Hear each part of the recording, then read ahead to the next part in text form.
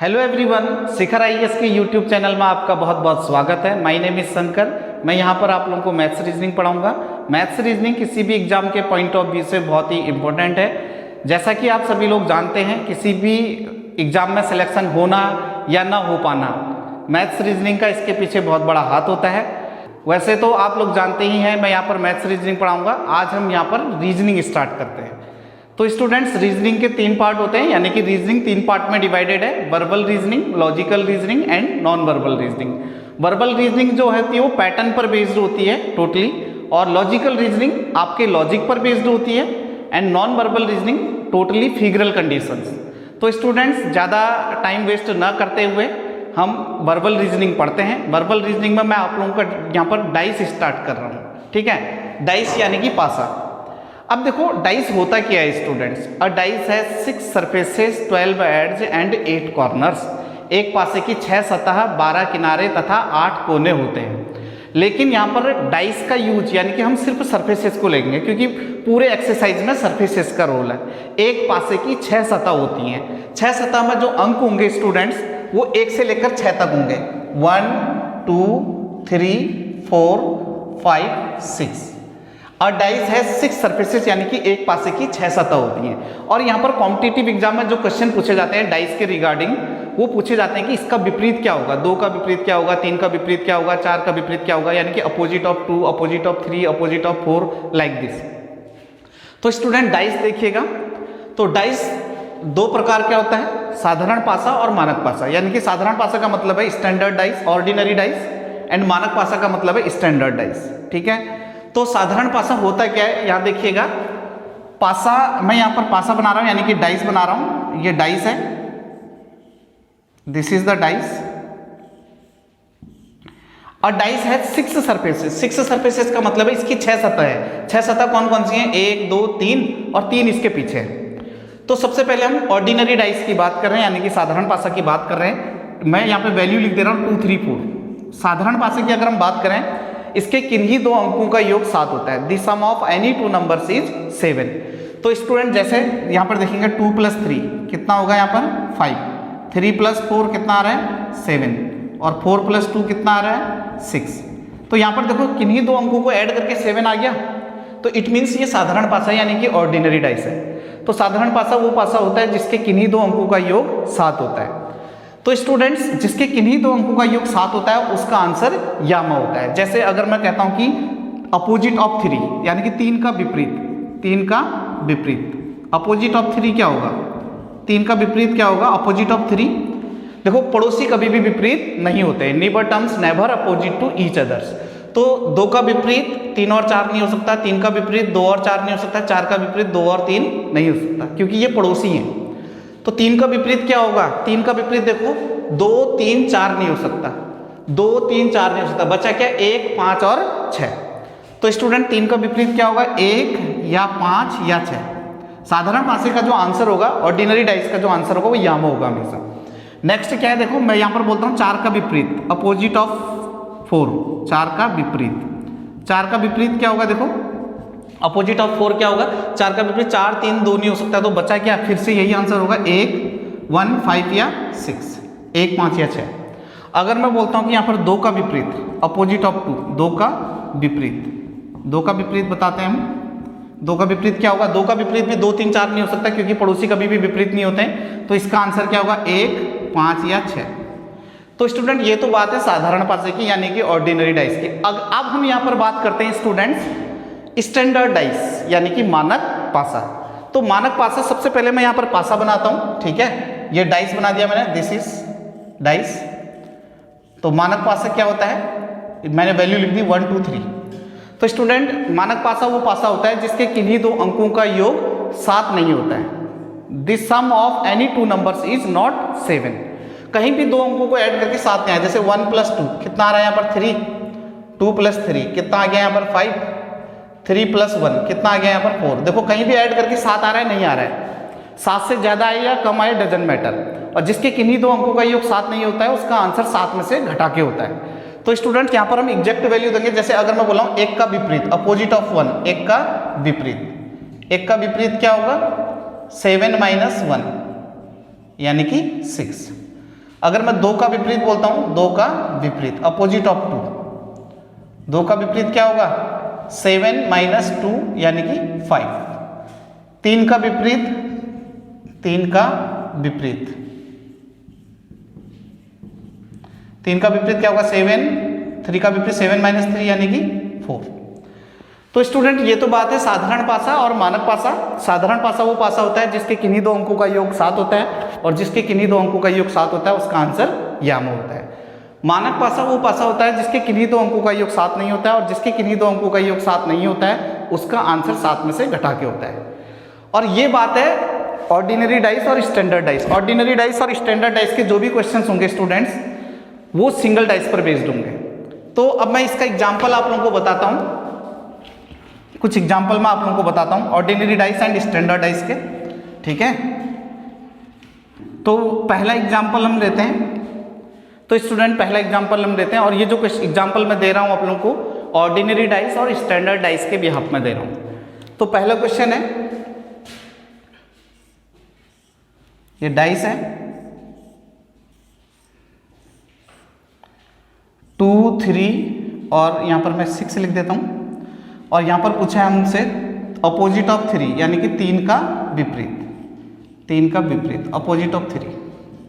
तो ऑप्शन क्या क्या होंगे देखो, ऑप्शन ए है, ऑप्शन ए है 5, ऑप्शन बी है 1, 4 या 5, ऑप्शन सी है 2, 5 या 6, और ऑप्शन डी है 4।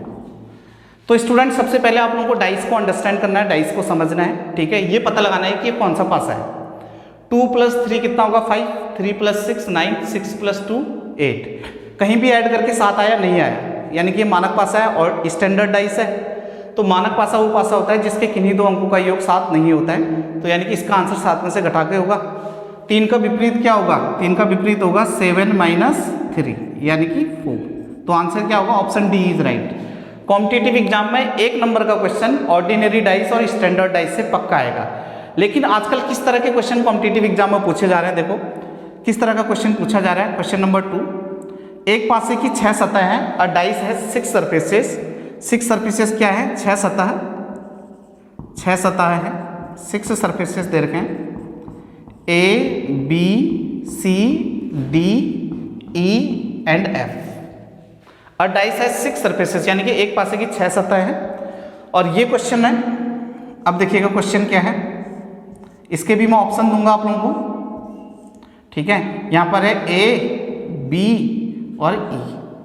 तो यहां पर हमें बताना है E का विपरीत, E का विपरीत अपोजिट ऑफ E, E का विपरीत बताना है। ऑप्शन में दे रहा हूं आप लोगों को स्टूडेंट्स, ऑप्शन देखिएगा क्या क्या है। E का विपरीत ऑप्शन ए है C, D या F, ऑप्शन बी है, ऑप्शन बी है F, ऑप्शन सी है B, ऑप्शन डी है A, B या E। देखो ऑप्शन या में भी होगा और इंटीजर भी होगा। अब देखो हम इसको कैसे सॉल्व करेंगे, हमें पता है देखो A को हम क्या बोलते हैं 1, B को 2, C को 3, D को 4, 5, 6। और डाइस है 6 सरफेसेस। तो स्टूडेंट इसकी वैल्यू यहाँ पे लिखो, A क्या है 1 और B क्या है यहाँ पे 2, E क्या है यहाँ पर 5 है, यानी कि न्यूमेरिकल वैल्यू के बिहाफ में क्वेश्चन को सॉल्व कीजिएगा।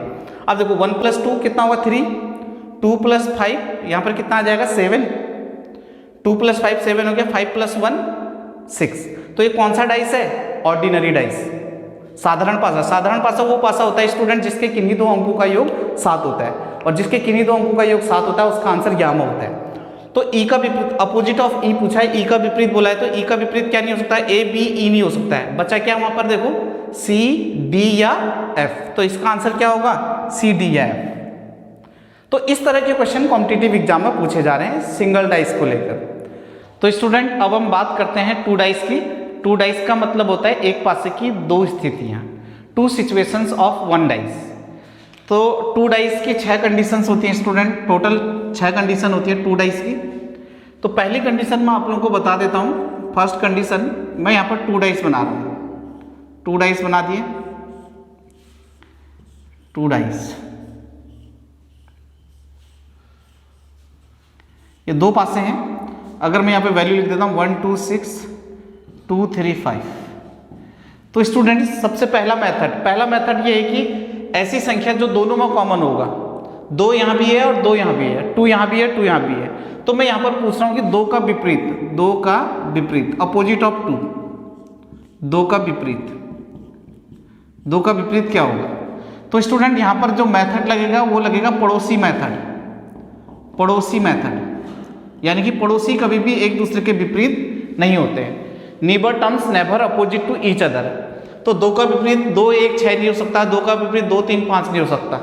तो यहाँ देखिएगा स्टूडेंट्स 1 से लेकर 6 तक के उसमें कौन सी संख्या ऐसी है जो 2 के साथ नहीं आई है?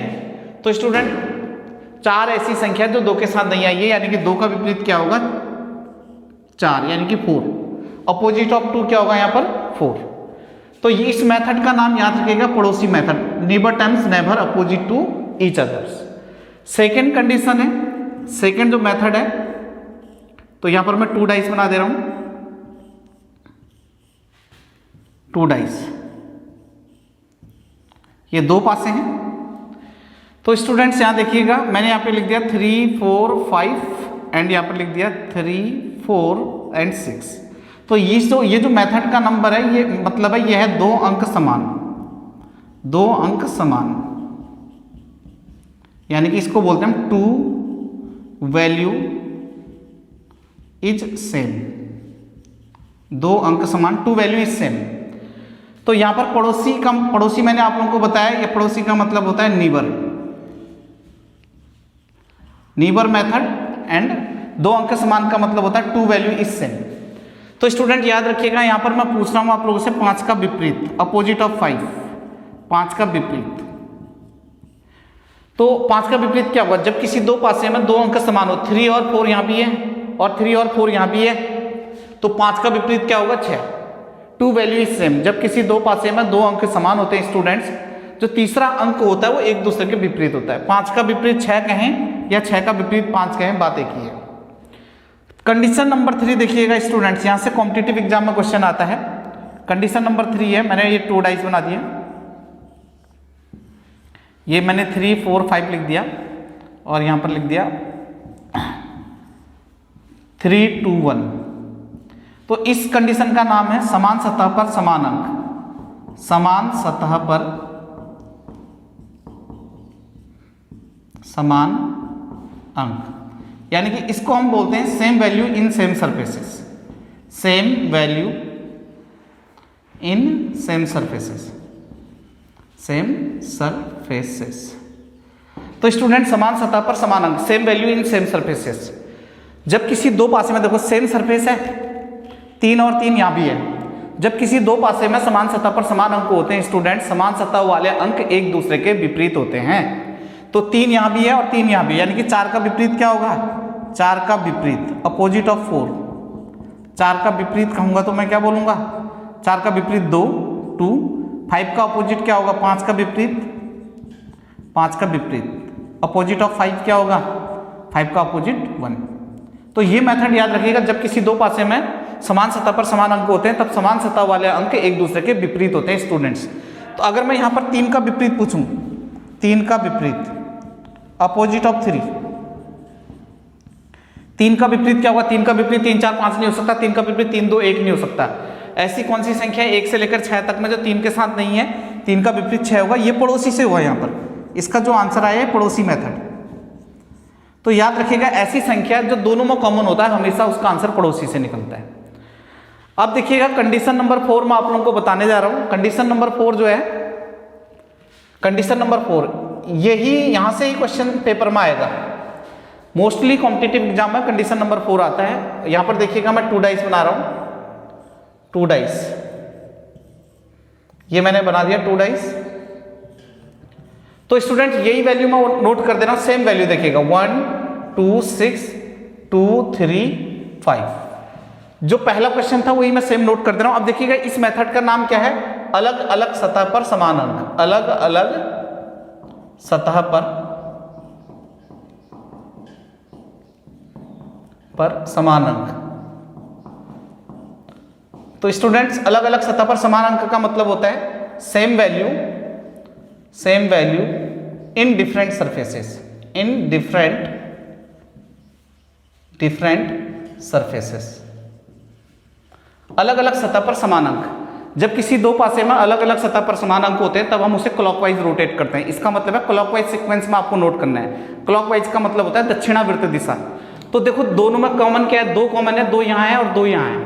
तो दो को मैं रोटेट करूंगा ऐसे और यहाँ दो को रोटेट करूंगा ऐसे, यानी कि इसको लिखूंगा मैं 2 6 1 और इसको 2 के सामने 2 लिखेंगे 3 5, यानी कि देखो 6 का विपरीत क्या होगा 3, अपोजिट ऑफ 6 क्या होगा 3 और 1 का विपरीत क्या होगा 5।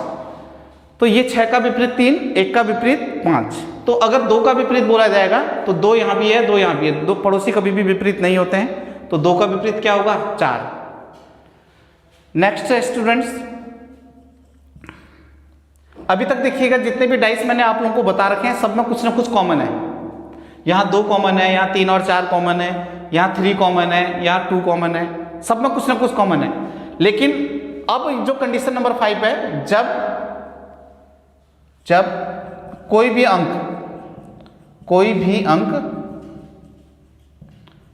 उभयनिष्ठ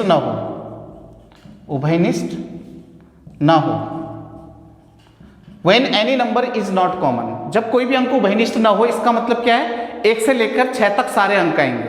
When any number is not common, तब क्या होगा स्टूडेंट देखिएगा 1 से लेकर 6 तक सारे अंक आएंगे, तब हम साधारण या मानक विधि से हम उसको हल करते हैं, ऑर्डिनरी या स्टैंडर्ड से हम उसे हल करेंगे। जैसे अगर मैं कहता हूं कि 3 6 और यहां पर लिख देता हूं 2, यहां पर लिख दिया मैंने 1 4 5 और यहां पर पूछा गया हमसे 6 का विपरीत, अपोजिट ऑफ 6, 6 का विपरीत अपोजिट ऑफ 6 पूछा गया। तो यहां पर देखिएगा कोई भी वैल्यू कॉमन नहीं है, तब हम उसे क्या करेंगे ऑर्डिनरी या स्टैंडर्ड से सॉल्व करेंगे। मैंने बता रखा आप लोगों को ऑर्डिनरी डाइस। ऑर्डिनरी डाइस का मतलब क्या होता है साधारण पासा। साधारण पासा वो पासा होता है जिसके किन्हीं दो अंकों का योग 7 होता है, ठीक है। और second one standard dice. Standard dice का मतलब होता है मानक पासा। मानक पासा वो पासा होता है स्टूडेंट जिसके किन्हीं दो अंकों का योग 7 नहीं होता है, और जिसके किन्हीं दो अंकों का योग 7 नहीं होता है उसका आंसर 7 में से घटा के होता है स्टूडेंट्स। तो स्टूडेंट अब ये बताइए, ये 6 का विपरीत हमसे पूछा गया, अपोजिट ऑफ 6 हमसे पूछा गया है, तो आप सिर्फ उसी डाइस में फोकस कीजिएगा जिसमें 6 है। 6 इसमें तो नहीं दिख रहा हमें, तो हम इसमें देखेंगे। अब इसमें देखेंगे तो अब इसको देखिएगा ऑर्डिनरी है या स्टैंडर्ड है।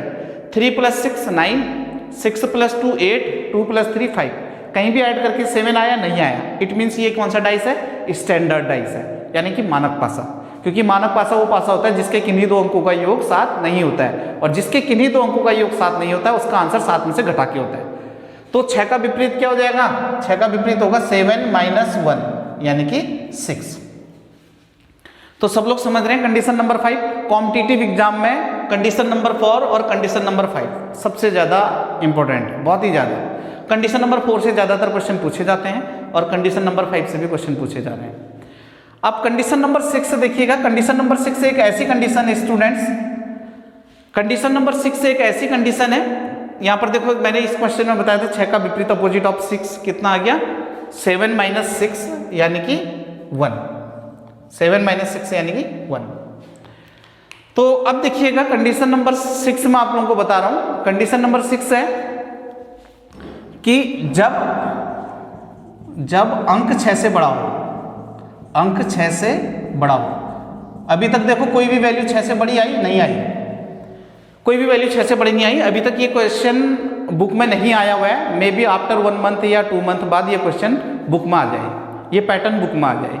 तो स्टूडेंट्स जब अंक 6 से बड़ा हो, when the number is greater than 6, ठीक है, तब हम क्या करेंगे। तब देखिएगा मैं यहां पर आप लोगों को 2 डाइस बता दे रहा हूं, 2 डाइस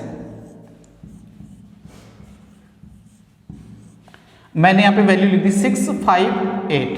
देखो 6 से बड़ा आ गया इसमें, यहाँ पे लिख दिया 10 2 9। कोई भी वैल्यू 1 2 3 कुछ भी 1 2 3 कुछ भी हो, लेकिन एक नंबर भी 6 से बड़ा होगा तब ये मेथड लगेगा।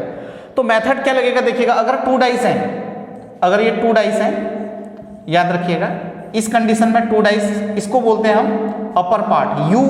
यू का मतलब होता है यहाँ पर अपर पार्ट, ये एल का मतलब होता है लेफ्ट पार्ट और ये राइट पार्ट। इस डाइस में ये भी अपर पार्ट, ये लेफ्ट पार्ट और ये राइट पार्ट। ये कंडीशन कब लगेगी, जब कोई भी अंक 6 से बड़ा हो। तो पहले वाले डाइस का अपर पार्ट दूसरे वाले डाइस के अपर पार्ट के अपोजिट होगा, अपर पार्ट और अपर पार्ट के अपोजिट होगा। पहले वाले पास डाइस का लेफ्ट पार्ट दूसरे वाले डाइस के राइट पार्ट के अपोजिट होगा, लेफ्ट राइट। पहले वाले डाइस का राइट पार्ट दूसरे वाले डाइस के लेफ्ट पार्ट के अपोजिट होगा। ये अपोजिट डेटा है स्टूडेंट्स, यानी कि ये विपरीत है। और ऐसा तभी करेंगे हम जब वैल्यू 6 से बड़ी होगी।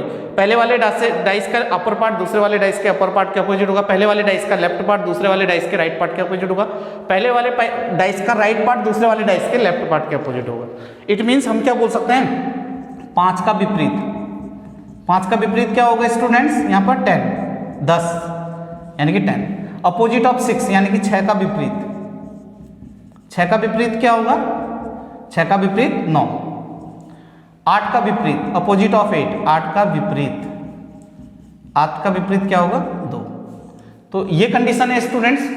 तो स्टूडेंट 2 डाइस की ये 6 कंडीशन है। एक बार मैं 6 कंडीशन को रिपीट कर देता हूँ, ठीक है। पहली कंडीशन क्या है देखिएगा, पहली कंडीशन ऐसी कोई भी संख्या जो दोनों पासे में कॉमन हो, तो उस क्वेश्चन को हम पड़ोसी मेथड से सॉल्व करेंगे, यानी कि neighbour terms. Neighbour terms never opposite to each other, यानी कि पड़ोसी कभी भी विपरीत नहीं होते हैं। तो पहली डाइस की जो वैल्यू है 1 2 6, दूसरे डाइस की वैल्यू 2 3 5 है। तो हमसे पूछा गया 2 का विपरीत।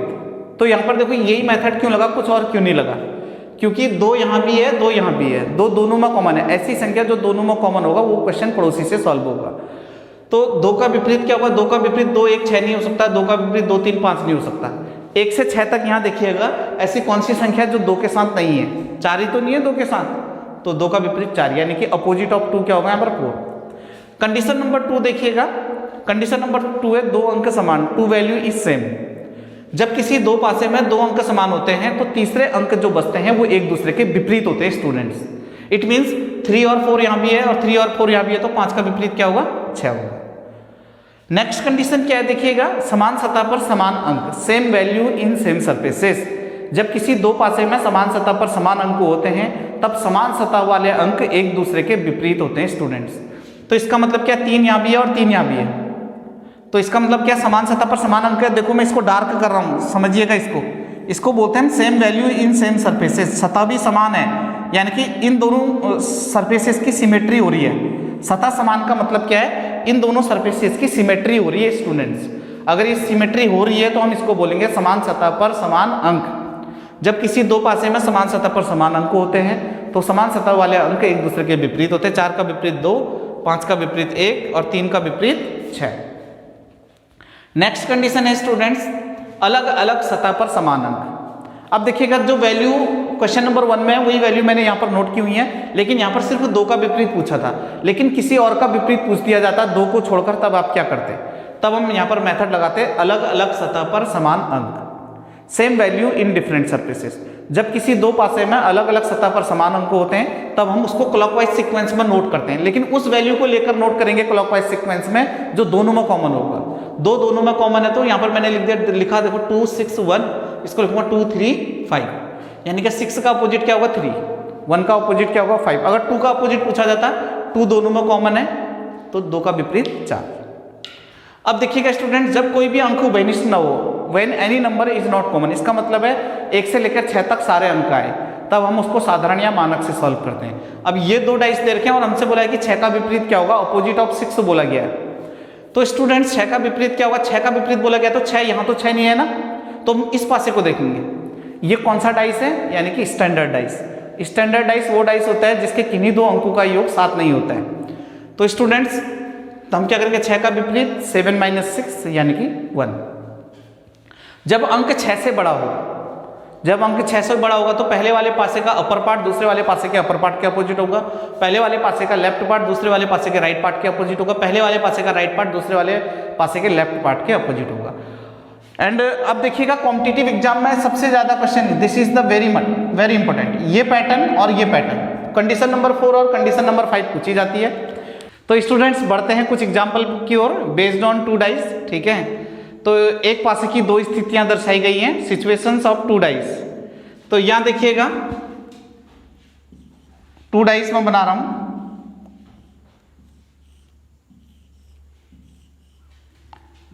This is the 2 dice, triangle, dollar equals to hash @ तो यहां पर पूछा गया हमसे ट्रायंगल का विपरीत, अपोजिट ऑफ ट्रायंगल, ट्रायंगल का विपरीत। इस तरह के क्वेश्चन कॉम्पिटिटिव एग्जाम में पूछे जाते हैं स्टूडेंट्स। तो ऑप्शन ए है डॉलर, ऑप्शन बी है हैश, ऑप्शन सी है @ ऑप्शन डी है नन ऑफ दीज, नन। ठीक है, यानी कि नन ऑफ दीज। तो अब देखिएगा ट्रायंगल का अपोजिट हम कैसे बताएंगे। ये देखिएगा मैंने अभी आप लोगों को एक पासे की दो स्थितियां बताई थी। कंडीशन नंबर 4 आप लोगों को याद आ रही होगी, जब किसी दो पासे में अलग अलग सतह पर समान अंक होते हैं। अलग अलग सतह पर समान अंक क्या मतलब है, same value in different surfaces. तो स्टूडेंट जब किसी दो पासे में अलग अलग सतह पर समान अंक होते हैं तब हम उसको क्लॉकवाइज सीक्वेंस में नोट करते हैं।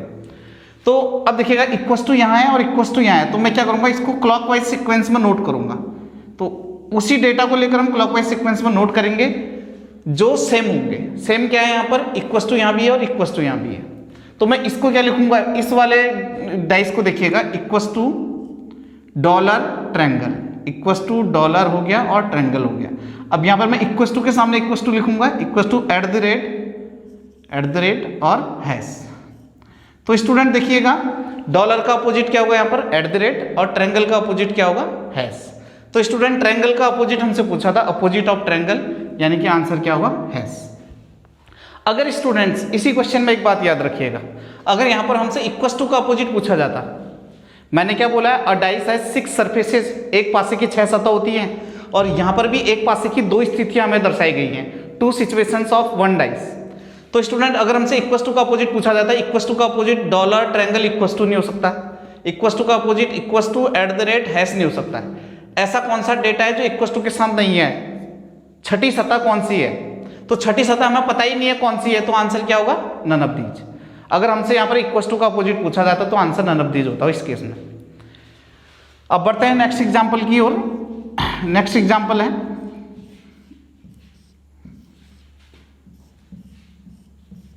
ये 2 डाइस हैं। अब यहां पर A C, यहां पर E D F और B। तो यहां पर हमसे पूछा गया है E का विपरीत, अपोजिट ऑफ E, E का विपरीत, E का विपरीत पूछा गया है। ऑप्शन A है A C या B, ऑप्शन B है B, ऑप्शन C है D, ऑप्शन D है D E या F। ये ऑप्शन है स्टूडेंट्स। अब देखिएगा यहाँ पर E का विपरीत पूछा गया है। मैंने क्या बोला, देखो यहाँ पर क्या आ रहा है, देखो इस वाले दो पासे में देखिएगा A B C D E F, 6 के 6 वैल्यू आ रहे हैं। मैंने कंडीशन नंबर 5 क्या बताई थी, जब कोई भी अंक उभयनिष्ठ ना हो, when any number is not common. यहाँ पर 6 नंबर में से कोई भी डेटा कॉमन नहीं है, तब हम यहाँ पर E का अपोजिट कैसे बताएंगे। तो कभी भी अगर अल्फा न्यूमेरिक कैरेक्टर क्वेश्चन में आएंगे तो आप लोग इसको देखिएगा, A B C D E F, a dice has 6 surfaces, 1 2 3 4 5 6। Alpha numeric character की न्यूमेरिकल वैल्यू होती हैं A1 B2 C3 DE4 E5 F6। तो यहां पर देखिएगा हमसे E का अपोजिट पूछा, तो E को चेक करो, A की वैल्यू क्या है 1, C की वैल्यू क्या है 3 और E की वैल्यू क्या है 5। अब देखिएगा जब 1 से लेकर 6 तक सारे अंक होते हैं तो उस क्वेश्चन को हम साधारण या मानक से करते हैं, या तो ऑर्डिनरी डाइस होगा या स्टैंडर्ड डाइस होगा। यानी कि ऑर्डिनरी का मतलब होता है साधारण पासा। साधारण पासा वो पासा होता है जिसके किन्हीं 2 अंकों का योग 7 होता है, और जिसके किन्हीं 2 अंकों का योग 7 होता है उसका आंसर यहाँ में होता है। अगर मानक पासा होगा तो उसके किन्हीं 2 अंकों का योग 7 नहीं होगा, यानी कि उसका आंसर 7 में से घटा के होगा। अब देखिएगा 1 + 3 कितना होगा 4, 3 + 5 8, 5 + 1 6, कहीं भी ऐड करके 7 आया नहीं आया, यानी कि it is a standard dice. ये कौन सा डाइस है, मानक पासा है।